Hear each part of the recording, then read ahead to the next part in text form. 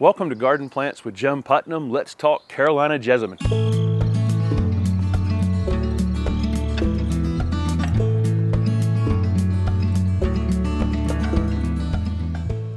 This is Gelsemium sempervirens, sometimes called Carolina Jasmine, sometimes called Carolina Jessamine, several other names it goes by. It's a native to the southeast United States. It's evergreen or semi-evergreen. It will thin some in the winter. Has beautiful, actual, long, narrow, lanceolate foliage. And then in the early spring, it puts on this incredible, fragrant yellow show. So again, it is evergreen. It will thin some in tougher winters. You'll not be quite as full as what you're seeing it here. This is being shot right at the beginning of March, which is typically the time it's starting to think about flowering. We're having an early season this year. During the height of the winter, it can get kind of a bronzish foliage to it, which is actually pretty interesting as well.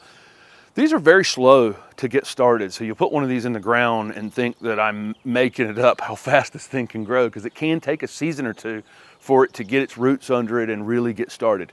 Once it does, this is a very fast growing vine. It can definitely, take 20 feet on a fence. If you plant it here, it'll go 10 foot in each direction easily, minimum, and then from there get even bigger. So it has a bell-shaped, very fragrant flower on it. At times they have a lot of fragrance different times of the day. It seems like I can walk past this one that's on our street and have it just be kind of overwhelming, and then the next time down the street, not really pick up anything on it. But incredible bright yellow flower. And then they're hardy. Typically we'll say they're hardy in zone 7 to 9, and that's what I'm going to say for this video.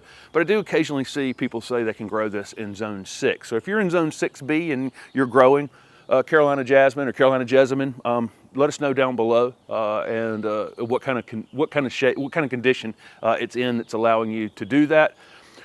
These are, vines, native vines like this are interesting. This thing can germinate down in the shade, in a typical wooded place, and then grow up a tree over time, build up that energy, grow up a tree to get out into the sunlight, because it really does need direct sunlight in order to do this. And so typically we'll call this, this is a full sun vine, but it can be, if you're gonna grow it on something that's gonna allow it to get up into the sun, it can start off in a shady condition.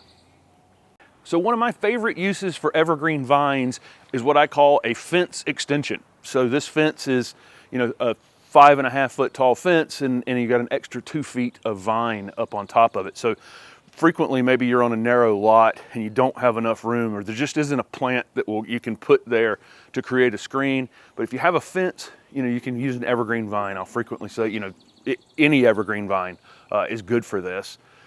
And again, once, it's got to be in the ground a couple years, but once it does, look how fast, you could have a screen. People will use these for ground covers. My experience is I've never seen it, where it's just like a carpet on the ground. Most of the time it seems like they're kind of crawling so that they can find something to climb on again.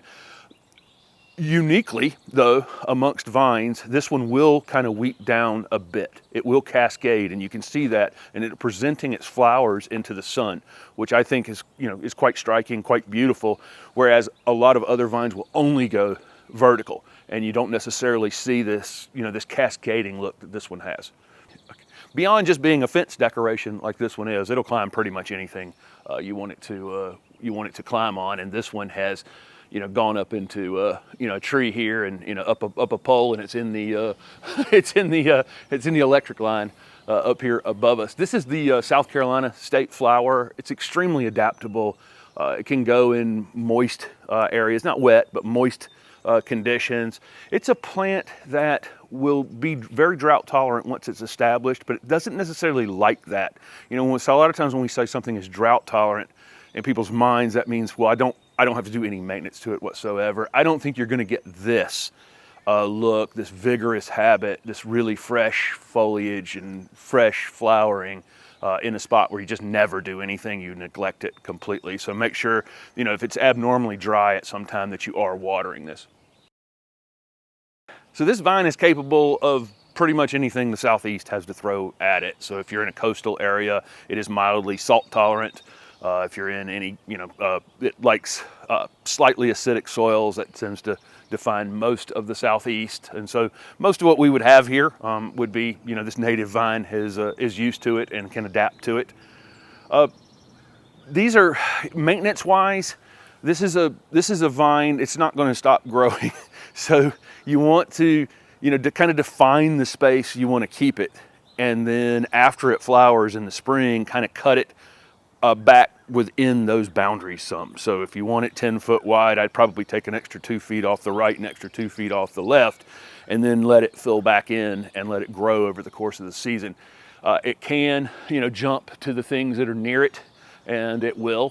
Basically every part of this vine has attached itself to a cherry tree up above, a crepe myrtle that's right here. Again, the power line's up there, so it can get, this is one of those, I'm not trying to discourage you from growing it, but I am trying to encourage you once a year to go out and just kind of prune it back some, and that's all you really need to do. It will get a little bit of leaf spotting.